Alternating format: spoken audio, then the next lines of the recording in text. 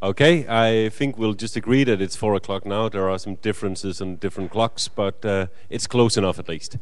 Welcome to the last session of the day. Please note the slides running on the board. We have a slight change of the times today. You got 10 more minutes to brush your teeth before leaving the hotel and being taken to the gala dinner. But still, we have to finish these sessions very precisely for you guys to have any chance to get back to the hotel before the dinner. So I'm going to be tough on the questioning if it goes too long. It's not because I want to be an asshole, it's just the way things are going to have to be. Okay, thank you. First of all, Peter, and cost modeling for architectures. Yes. Okay, so thank you for the introduction, Brian. My name is Peter Segarra from Magyar Telekom, and I would like to... Could you help me? How can I switch it off?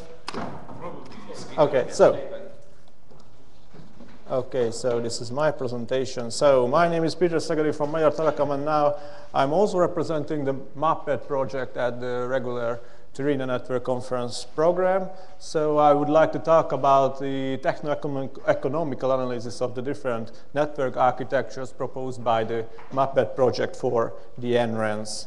Here is the short outline of my talk. After the introduction session, there are two main parts of my presentation. The first part, I would like to talk about the simplified analytical cost models for the different network architectures. And on the second part, I would like to show the validation of these models by simulations.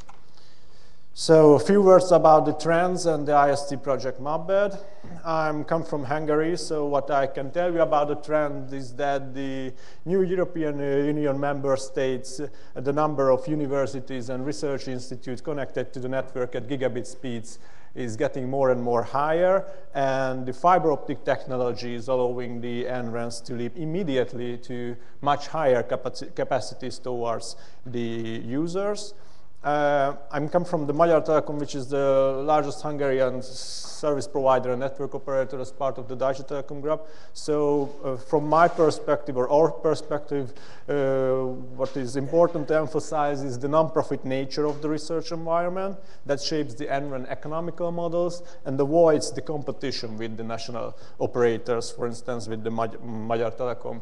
That's why we can easily provide 10G ready optical channels or even dark fibers for the NRANs. About the budget, it can be said that the NRANs budget stay relatively stable in time, and the NRANs are able to deliver more bandwidth and more specified services for the users, roughly the same amount of money. As I said, I am also representing the IST project MAPED. The MAPED project is to review the possible network architectural scenarios for the NRANs and to give a guideline to forming a pan-European research environment, taking the cost-effective capital expenditures and the simple operational models into account during the whole service lifespan. If you are interested in more the MAPED project, you can visit us at the MAPED booth up on the corridor. So I would like to talk about the cost models and the techno-economical analysis, which is not a completely new task. There are several previous papers and ongoing works on this issue. For example, comparing the pure IP model with the so-called optical IP switching architecture, where there is a circuit switch layer under the IP network. There are simple cost models based on different statistical Tefik parameters. And the problem with these models is that there are fairly general models and hard to use them directly in the NRAN's environment. On the other hand, we have a number of detailed models from the telco world. For example, the IST project Noble now is focusing to the dynamic optical network as a future telco technologies. So they try to give very consistent and widely used models. The main problem of these models is the complexity. So we have to know a complex set of parameters in advance to calculate the exact cost functions of these architectures. So the aim of this work in the IST project Mapped is to make an easy-to-use coast models, which is simple, scalable, but on the other hand, accurate enough to use for strategic decisions in an environment. We assume that the availability of the statistical concept and techniques, whether offline or online methods to basically analyze the actual traffic conditions in the network. And the statistical evaluation means that the proper traffic and network statistics should be available in advance, and the CapEx evaluation, cost evaluation is based on this traffic statistics. Okay, so let's see the simplified coast models. The Mapped project investigated 3 different network architectures. You can see them here. The first architecture contains only an IP router in the nodes. This is a pure IP approach following the top-down implementation approach. This is the most cost-effective and less CapEx demanding way to provide simple IP-based services for the users. Between the routers, there are leased capacities in this architecture. The next architecture is the IP over optical or hybrid architecture. In this architecture, there is a circuit switch layer under the IP. It can be realized by some multi-provision platforms based on SDH or OTN technology, or it can be a transparent optical cross-connect, all optical cross-connect as well. And in the third architecture, the only difference is the control plane. There is a distributed intelligent control plane implemented in the circuit switch layer. This control plane enables to dynamically configure, set up and tear down optical channels in the circuit layer. So these are the 3 different architectures that are investigated in the Mapped project. And now we can see how we can formulate the basic CapEx models for these architectures. In the simple case, the pure IP scenario, we have only an IP router. We can identify some common software and hardware parts, and we can identify some traffic-related cost parts. You can see it here. These are the common software and hardware parts, and we have some traffic-related cost parts. The simplification, what we have done is the common cost parts are prorated to the line card cost, taking into account the full configuration of the router. So finally, we have only an aggregated port cost and the required port number in this architecture. If you have statistics on the traffic, you can identify transit traffics and termination traffics in the IP nodes. But all these traffic types are handled in the electronical layer, in the packet layer. So there is a statistical multiplexing factor, a statistical multiplexing capability between or among the IP router ports. This is called beta. In the second scenario, there is as I said, there is a circuit switch layer under the IP. In this case, we have to differentiate the transit traffic and the termination traffic by port level. It means that the statistical multiplexing capability is lost. We have fewer IP router ports, but we have an additional device in the control in the circuit switch layer. In case of the third architecture, the only difference, as I said, is the control plane. We have an additional cost components of the implementation of the control plane, and furthermore, we have another long-term statistical multiplexing capability because of the dynamic connection setup and tear down capability of the devices. I mean that the switched optical connections can be overlapped in time. So this is called gamma. So we have 3 different basic cost models, cost formalization for the 3 architectures. What we can do now is to compare these costs. So first of all, we can compare the pure IP model with the IP over optical hybrid scenario. In this graph, you can see the equal cost functions.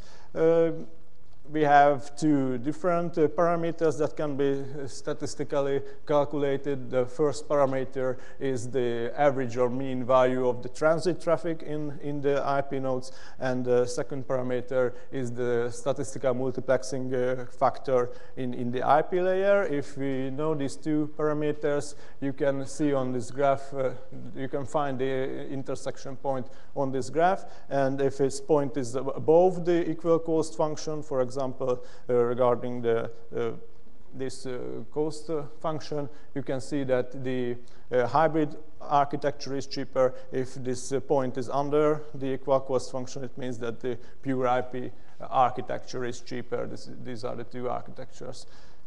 The situation is very similar if you want to compare the pure IP scenario with the IP over dynamic optical network scenario. In this case, we have a third dimension. This is the long-term statistical multiplexing capability of the dynamic optical networks. So if you have statistics, monthly or weekly statistics on the average connection, optical connection usage in the network, you can calculate or you can estimate the proper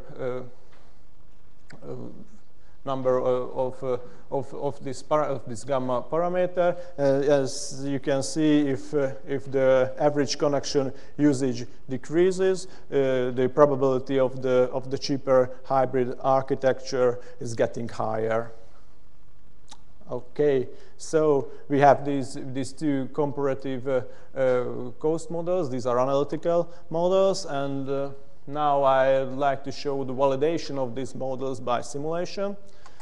In the MapBed project, we simulated the GEAN2 network topology with 19 nodes and 28 links, and the traffic pattern come by one of the previous Terina compendium documents multiplied by X.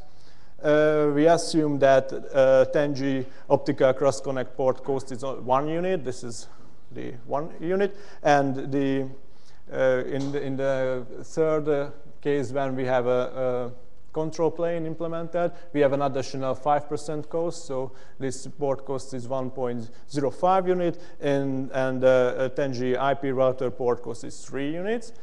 So the results of the simulation is the required number of ports in each cases. So in the first case, the pure IP model, we have only a number of router ports. In the two hybrid model, we have a number of IP router ports and the required number of optical cross-connect ports. And the total capex can be calculated by this formula, simply the number of port costs multiplied by the costs, assuming both.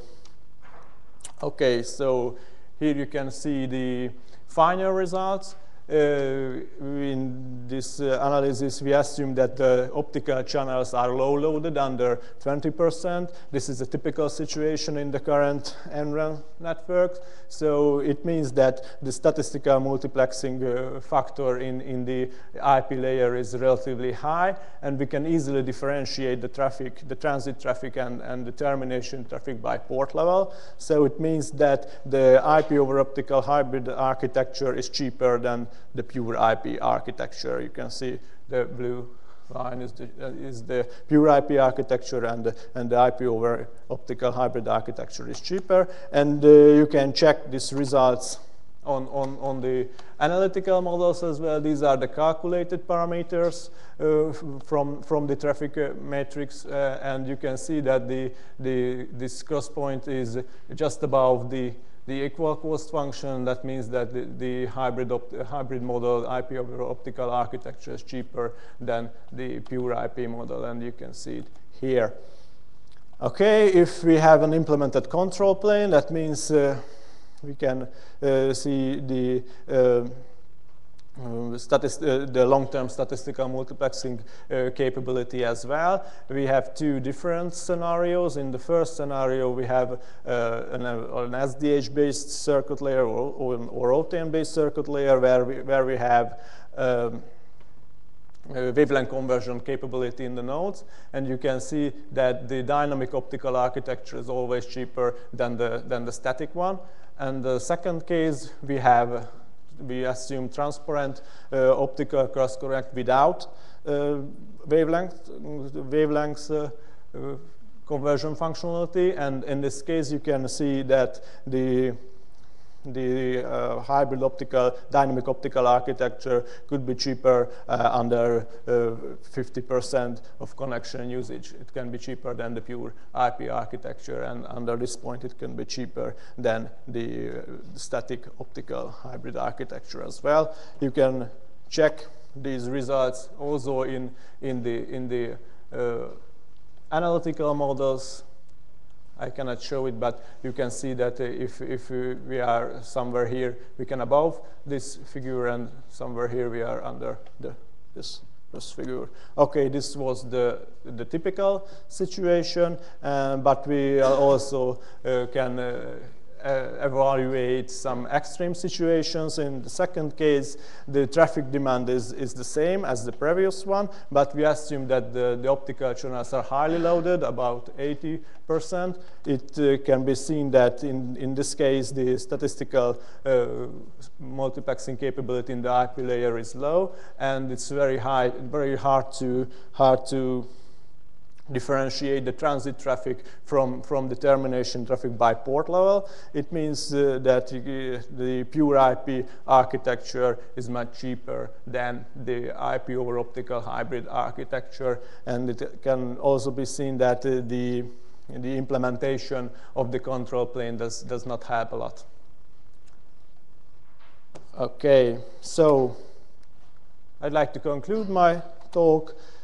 In the MapBed project, the cost-related evaluations and comparisons between the pure IP network architecture, the IP over optical hybrid architecture, and the IP over dynamic optical network architecture are investigated. The easy-to-use cost models, analytical cost models are proposed, which can be evaluated using statistical parameters from the traffic matrix, which describes the actual network and traffic characteristics. These simplified cost models can be useful for the entrants to support their strategic decisions, for example, changing the network architecture. And the analytical results also validated by simulations. The main conclusions are the simulation results prove on one hand the applicability of these analytical cost models, and on the other hand the cost efficiency of the IP over dynamic optical architectures in the most possible cases. And the main message is that this cost efficiency highly depends on the network topology and the traffic volume, the traffic distribution, and in case of the dynamic optical networks, the optical connection usage ratio as well. Okay, so I would like to thank for your attention, and please don't forget to visit the MapBed booth up on the corridor. Thank you.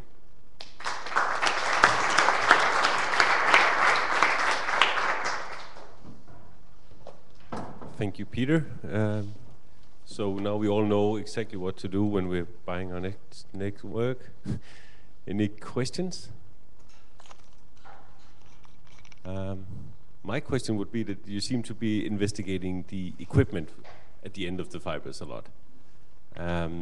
But we assume that the fibers are leased connection, leased fibers, or leased optical channels between the routers or between the nodes. So this is not a really CapEx issue. This is more like OpEx.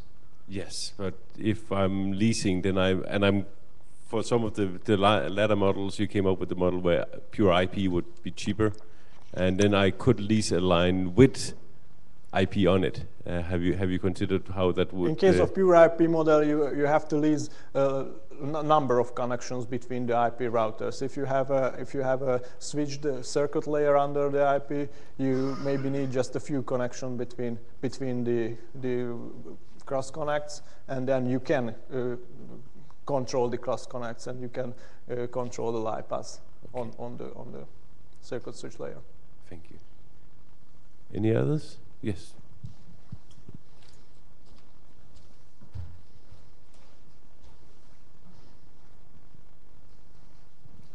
Thank you. You made a comparison, a CapEx comparison. Do you have any suggestion also on OpEx comparison? Yeah, sure. If you are interested in OpEx, please visit us at the Muppet booth, and I can tell you what kind of investigation have been done about the OpEx. This OpEx evolution was made by the Politecnico di Milano, also the partner of the Muppet project. Okay, thank you. Thanks.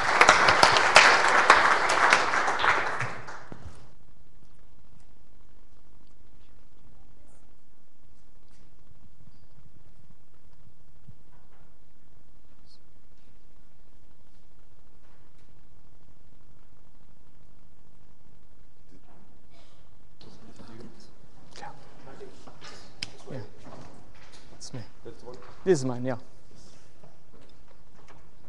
Okay, Marty, the floor is yours. Thank you.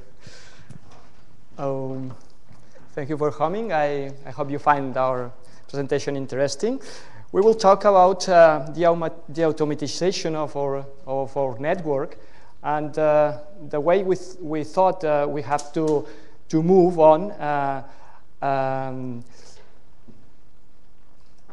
We'll start with the introduction of the problem. We will go to the context of our solution. We will see the choosing of our options, and Jordi will show you the final solution and the conclusions where we took. Well, today, large IP networks tend to be fast-growing and heterogeneous. That means that they are increasingly difficult to maintain and increasingly difficult to control. That means that at some point, you have to rethink a little bit how is your strategy. Because if not, it becomes unmanageable.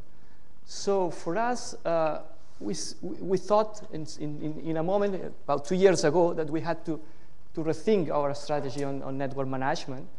And we had to think a little bit on the concept of sustainability of the network. This concept is the same as we see in ecology or in economy, in the sense that, well, maybe we have to stop thinking on buying new hardware. We may think more on reuse rather than buy. We may think more in recycle rather than enlarge the other spools or the different elements on the network. And the most important thing may be to try to reduce the incident handling time, because as the network grows, if you don't reduce the incident handling time, then you have a very big problem. So thinking on this concept, we saw some problems that we had to face. For instance, imagine we have a full stack in a network, in a building, and it's already full, and you have to put another jack in the system. Well, it would be nice to find a way to look at if there is one of the ports in the switch is not used, and you can use it for not to having to buy a new switch. So this is the kind of questions that we were thinking about when we thought on changing the management of our network. Or let's see, imagine you have a server, a fake server on your network. Well, it would be nice to quarantine it and from your console and not to have to follow the wires. Well, where is a connected node with a duplicate address? Imagine this is things that we were problems we were facing when we thought on the rethinking of our network. Or well, it is sometimes it's very useful to be able to make a trace route from one side of the network to another at level 2, and this is always in a very, very heterogeneous network, meaning a network with a lot of different vendors there, a lot of different switches from different vendors. This is not an easy task. So Another thing, it's when you have an incident that arrives to you maybe 10 or 15 days after it happened, and you have to know something that was in your network at some stage some days ago.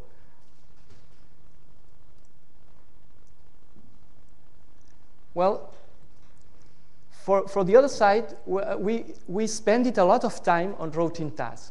Like, well, the main task is, well, changing your DHCP, your DNS configuration, adding new nodes, putting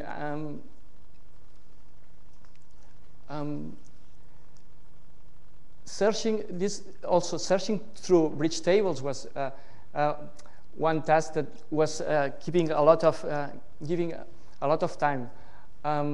Following the wires, moving a station from one subnet to another, calling the users because you don't have the information that the network brings you, and you have to ask the user, well, which IP address you had 10 days ago. This is sort of crazy situation that consumes a lot of time. Well, so with all of this stuff in mind, we try to apply this rethinking of our network with this sort of parameters you see here. We have a network that is centralized in terms of management, but well, it's a university network, of course. We don't have access to the user node, so a teacher PC is a teacher PC. You can put there an agent and do whatever. This is a bit the figures of our network, the size of our network. We have about 700 switches and routers, all of them SNP enabled. We have about 14,000 user network ports and about 400 layer 2 links. And we use public and static DHCP served addressing. This makes about 10,000 user nodes in the network, active nodes in the network. So here's a snapshot of our network. It's a very simple topology. It's one layer 3 central point, and all the other are layer 2 switches. So this is made with one of the tools we are using now. And well, one point is that this is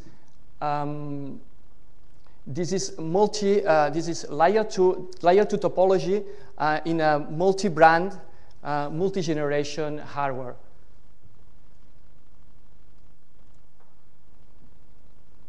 So at that point, we tried to see if in the market 2 years ago, if in the market there was sort of, well, what we call here sustainable products. And essentially, we saw for management three sorts of products. Traditional network infrastructure products like HP OpenView, inventory-oriented IP products like ALM, or the emerging in that moment and now very present everywhere, network access control type-oriented products that are more wider than not only management for the network, they serve also for security purposes. In fact, if you think on the questions that we were making ourselves, no one of these products met our requirements. So at the end, we went to, well, some promising free software in the open software arena, and we had the will, I will say, the ability to develop a new service, and this is what we have called OpenEd. And now my friend Jordi, that is the soul and the brains and the spirit of this project, will show you more in detail. Thank you.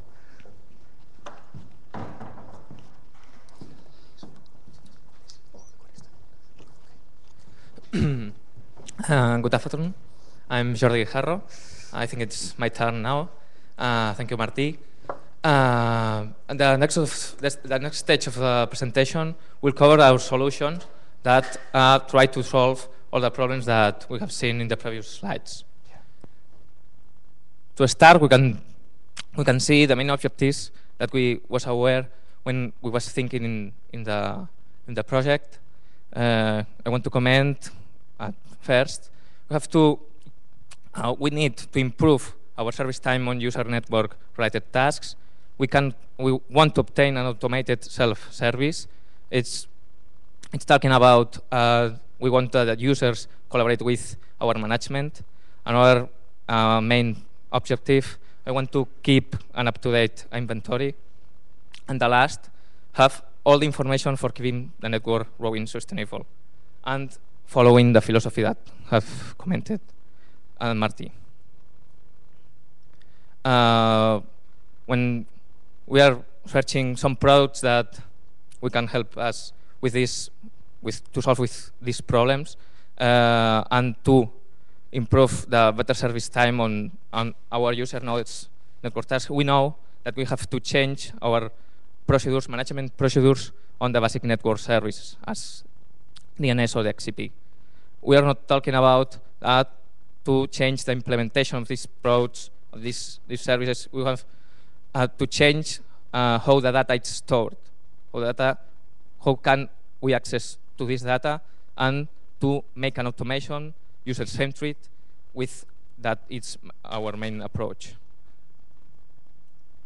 Some of the characteristics that we was aware to search these products, we need a relational or database relational model. We need a single point of management. We was aware about the license of the products and what is the different interface that offers or the manners that we can interact with it. At this point, our choice is Sauron. It's a GPL licensed product for integrated management of these services. It is provided by a University of Finland, and you have here the URL that I recommend to visit and to get all of the details of it.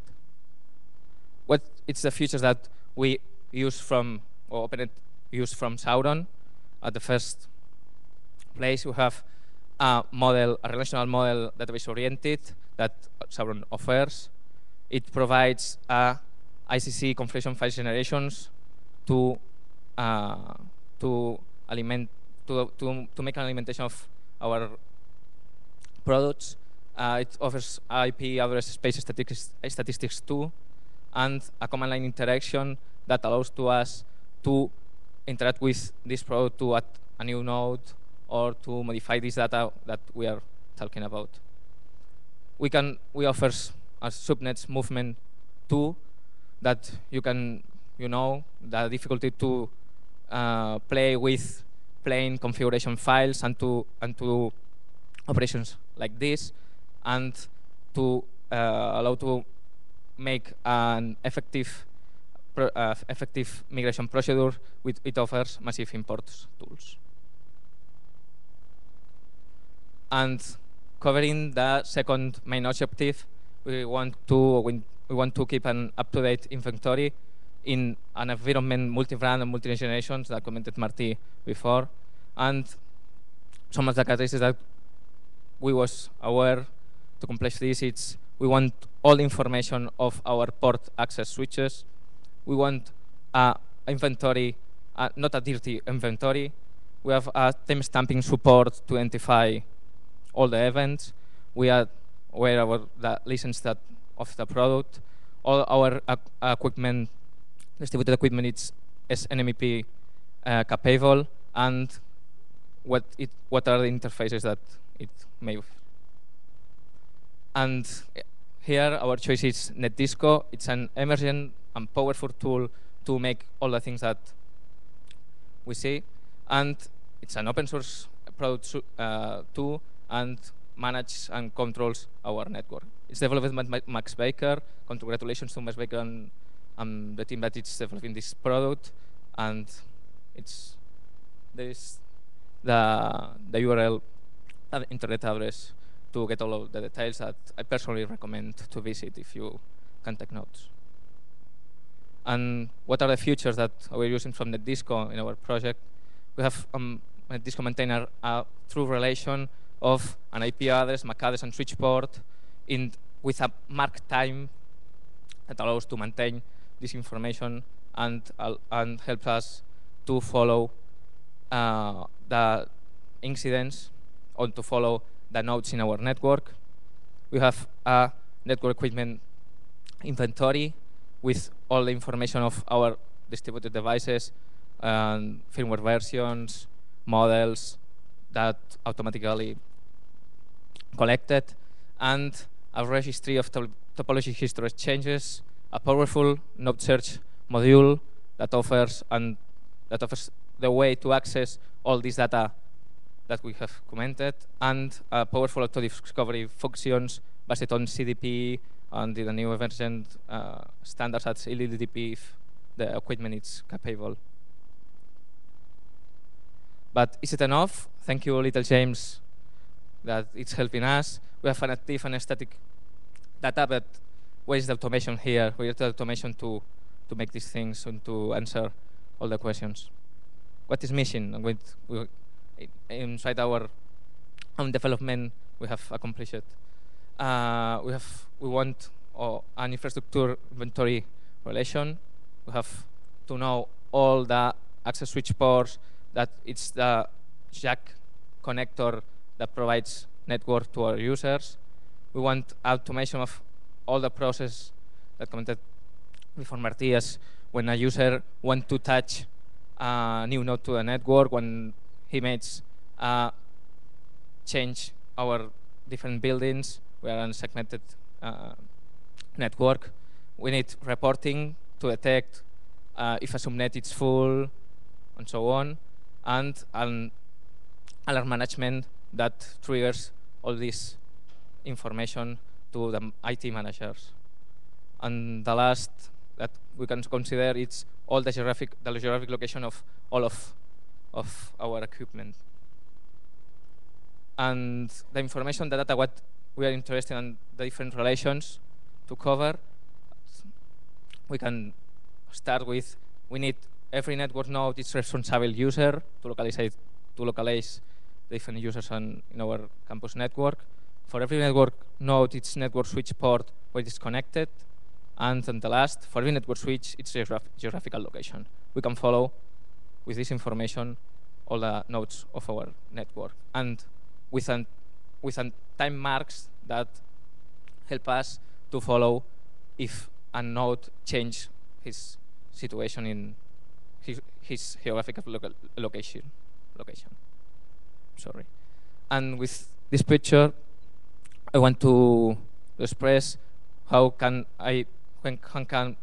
we measure the effectiveness of our system. We have on one side the network declared inventory by our users, and on the other hand we have all the network discovered automatically by NetDisco. We can say that the more both sources match, the better is our system effective.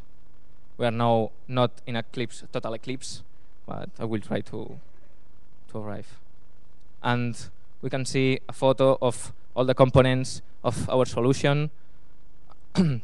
Sauron, with maintaining the static inventory of our network basic services. NetDisco for maintaining active inventory, and our approach, OpenNet, with two main modules, one of the management and another with that offers the self-service tasks. We see the different characters. Here is the IT personnel that manage directly with this module that offers OpenNet, and the second users, that is the staff.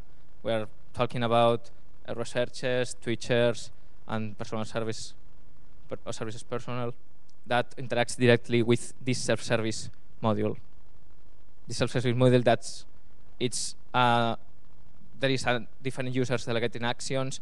You can see here the screenshot of a web interface that see our users and allows to the user to attach a new node to the network in a real time, to change the MAC address or to change the node, to make a movement between buildings, and, for instance, to maintain different locations for laptops and so on.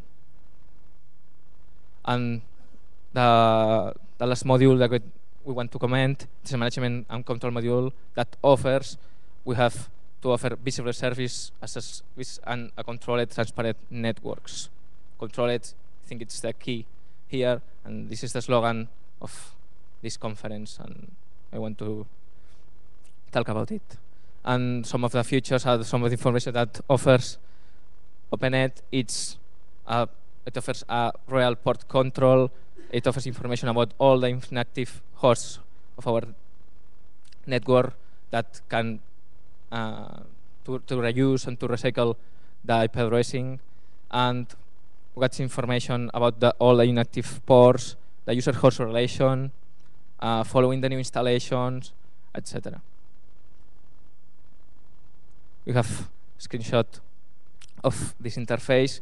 This is a search of a node in our network with a switch localization, geographical localization, with the different relations, MAC, IP of this node on the time, and the localization of the node, the geographical localization provided by the XCP services, and so on. And we have a final snapshot that we can see all the components and all the relations of the system. We can see here the switches and routers, all the equipment distributed by network campus, and the servers that are offering the XCP and DNS services, and our Derlin users. And there are our conclusions.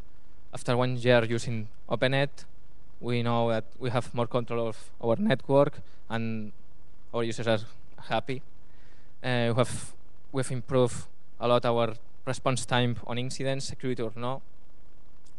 We have optimized our network resources following this philosophy, and we have an inventory up-to-date. We have now, we can say, a sustainable growing network. If you want to comment anything, thank you for your attention. If you have any question, I will try to.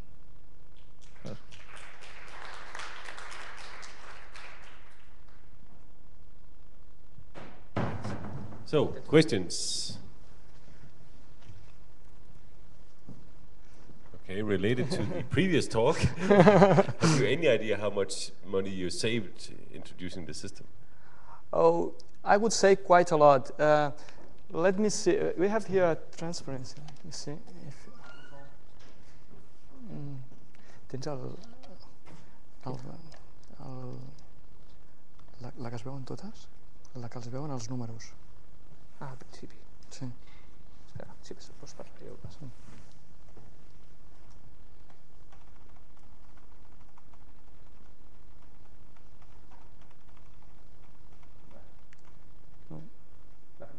Aquesta, yeah.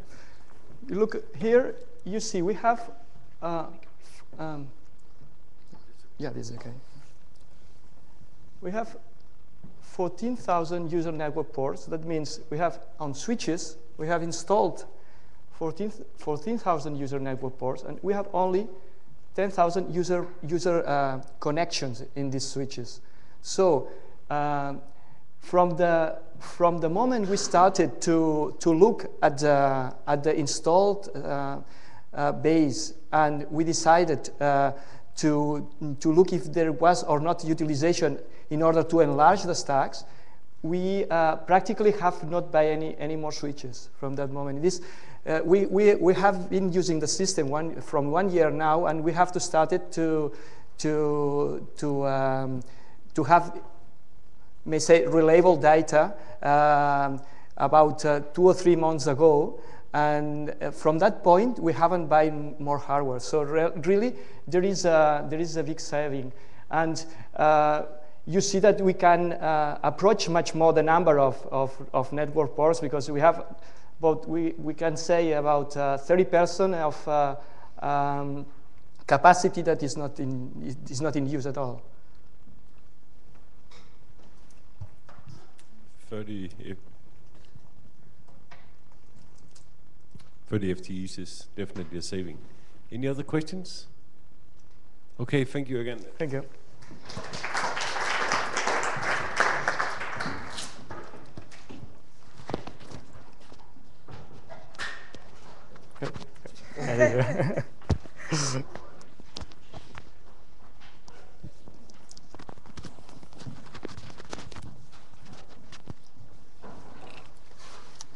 No. Okay, So, Victor,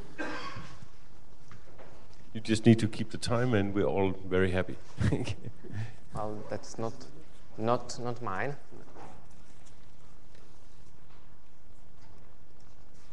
Those, yeah. Same template. Okay. Yeah. It was mandatory, that template. So. Hello, my name is Martin Žádník, and I'm from CESNET, where I work in the team that is mainly responsible for developing solutions for gig or 10 gig IP networks. The study I am presenting here is about the temporal locality and how it can be used for a better design of flow-oriented applications. This study was done because of the project we are doing right now. The project is interested in the developing of IP flow monitoring probe. We already have the solution for 1 gig, but to go to 10 gig, it seems to be difficult even for hardware. So that's the point. So let's start with the motivation. The goal is to optimize the performance of network applications where the application has to access the context with every arrival of the packet. Such applications are, for example, load balancers, bandwidth provisioning equipment, and/or passive monitoring probes or applications such as NetFlow or IDS, where it can be used, for example, for TCP array assembling. So far, in the monitoring probes, the scaling for higher speed was done by sampling. It is due that you want to keep your hardware as cheap as possible, and fast and large memories are very expensive, whereas large and slow memory are very cheap. So basically, this is how it can be done. But for security reasons, this is not the way. For security, you want to monitor mostly all of your traffic. There are also other directions, for example, to use techniques to identify only the intensive flows, and you can use a smaller memory with higher throughput, but again, you miss some of the traffic. So we know that there is a memory limitation. You can have either small and fast memory or large and slow. And you have to read the context with every arrival of the packet, to modify the context and to store this context. Usually this operation is atomic. It means that if you have, for example, 2 successive packets of one flow, the second packet must wait till the first flow context is modified and stored, and then it can be retrieved from the memory. So why not to use the memory hierarchy similar to PC? Because we have a small and fast memory and large and slow. So the PC is the same architecture. There's a CPU, then small and fast cache, and then the DRAM, which is large and slow.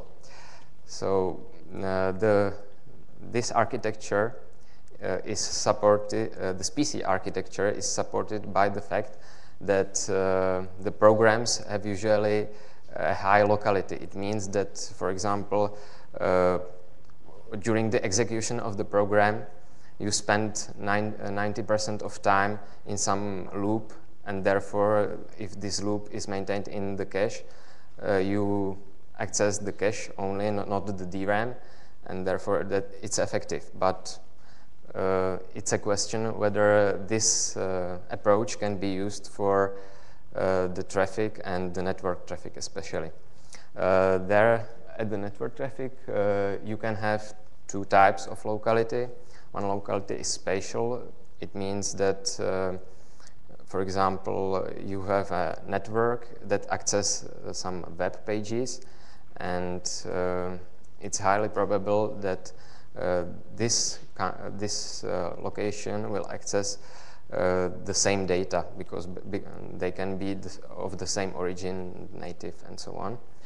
This is not somehow of our interest. Our interest is in the temporal locality, which is defined at the packet or flow level, and means that if a certain packet with certain properties was seen in the past, it is highly probable that it will be seen in the close future. So that's the definition of locality. And here are some of the steps that we have done to find out whether there is some locality in the traffic and how to use it. So at first we have to identify what characteristic of the traffic represents the temporal locality well. Then we should apply the characteristic on real samples, analyze the results, and to use it to optimize the architecture, mainly the architecture of memory and the performance. Well, the metric we have chosen was to measure the locality in packets. You can, well, an obvious choice is when you speak about temporal locality is to measure in time, in seconds, in milliseconds, whatever. But if you then put the same traffic into, for example, gig link and 10 gigabit link, then a gigabit link would have a better locality than the 10 gigabit link, and that's not the result we want to get. We want to get that those traffic mix have both the same locality. So instead of measure the distance between packets in time, we measure the distance in packets, in foreign packets.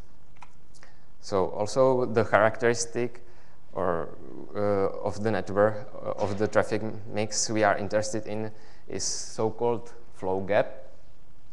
The flow gap could be defined as a number of different packets between two successive packets of the same flow. It means that the flow gaps are created by the mixing of foreign flows at the network. So if we have only one flow, then, for example, the red one, then the locality would be perfect because there's only one flow and no other flows between them. But that's usually not the case. So that is why we did these measurements. So because there were no data at that time we needed to do this study, we measured we collected the data from the CESNET network from different locations and from different time. We mainly used TCP dump, and we only stored the headers, so the PC were able to do that. It depended also on the operating system we used. For example, the BSD is more effective than the Linux. And the format of one line we are interested in is here. It's source IP address, source port, destination address, and destination port. It's because we are interested in the flow locality, and the flow are mainly defined by these fields. The samples are usually consisted from 8 to 30 million packets. To process the samples, we have written some Perl scripts which gathered the statistics about the flow gaps. Mainly we were interested in average flow gaps, maximum flow gaps, And after that, we constructed the cumulative histograms to find out how much of the traffic accounts for different length of gaps. So you can see here that the distribution of the flow gaps is more or less exponential with a long tail, and we are interested in the front part. We see that 80% of the traffic have a flow gap shorter than 10,000 packets, which means that if we are able to hold in our cache 10,000 different flow records, then we access the cache for 80% of the traffic, and the rest is then left to access in the DRAM. So let's apply the results. The estimation, it was set, and also the caches has usually other parameters such as replacement policy and also entering policy and some others. From that distribution of flow gaps, we can also estimate the final speed up of the whole task. It means to retrieve the record, modify it, and upload it again. The case study is done on the Flowmon probe because it was originally the reason why we started the study. The Flowmon probe is implemented on such one of these, for these cards, which consist of FPGA, which is a chip where you can upload your firmware as many times as you want. Those chip is connected to several memories, and here you would see a DRAM if it was there. So the layout is on this picture. Here's an application that modifies the flow context with every arrival of the packet. It takes the flow records either from the cache or from the DRAM. Here are some of the hardware values. If you implement the cache on the chip, you will get 1 clock cycle latency. If you implement it in some of the external memories, which are fairly quick, you will get 4 clock latency. And if you only access the flow record from the DRAM, it's usually 16 cycles. And I'm here kind of the DRAM.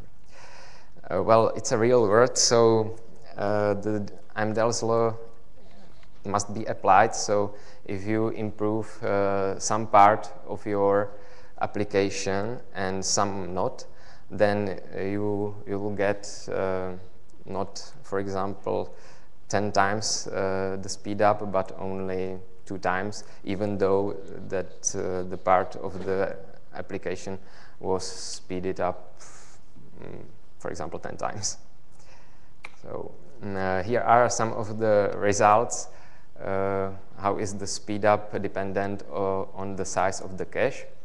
We consider the 8-item flow record, which has 64-bit words. So to retrieve it from the cache, internal cache on the chip, it takes 9 cycles. From external cache, it takes 12 cycles, and from the DRAM, 24 cycles. The internal cache has a limited capacity. So you can see here that the speed up is about 1.8, and the external cache, the curve is here.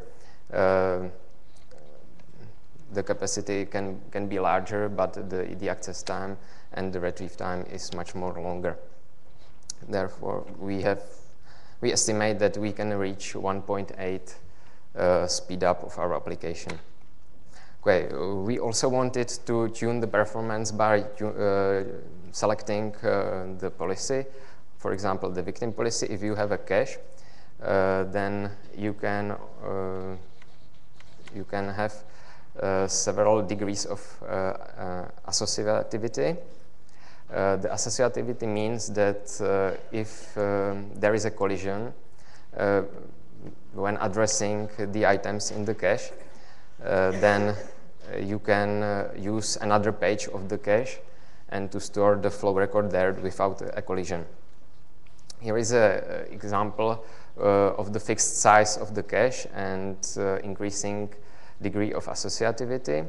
We can see that if we use recently used policy to identify the expired flow records, not the expired, the conflicting flow records, which has to be removed, then we have a 3% better performance than with a random policy, which is not too much, so it's a question whether to implement it or not. So next policy is concerns about the entering the flow records in the cache. For example, we can adopt the heuristics used for flow monitoring. It's called sample and hold, and with a certain it means that with a certain probability you enter the flow record in the cache, and if it's there, you keep it there. With a higher probability, usually the one packet flows does not make it in because they have only one packet, so it's a low probability they make it in, and therefore you keep only intensive flow records in your cache. But after simulations, it showed up that it only makes sense for really small caches, since the collisions are nearly as same as expensive as this politics, as implementing the politics. So I'd like to conclude now. I would say that the locality of the traffic is sometimes good, sometimes bad. During, for example, the denial of service attacks, it's complete, there's no locality. But for atypical traffic, you can achieve a good improvement of performance. Here is the table how for the cache solution with DRAM and only the DRAM. So here is the numbers in gigabits. So if you use the memory hierarchy with the cache, you will reach for 64 byte long packets the throughput of 4.4 gigabit, and with increasing number of packets of length of the packets, you will reach full 10 gigabit. So the memory architecture was described in VHDL, implemented in Flowmon probe, and that's pretty much it. Our future work, we want to correlate the timestamps with our statistics from the flow gaps with timestamps to find out whether it was not an error or mistake to choose the flow gaps instead of timestamps, and maybe also to implement least recently used politics or sample and hold.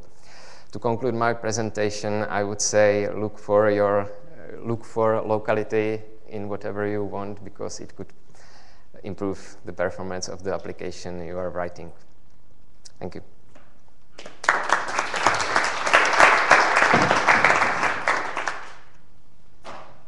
Thank you. Questions?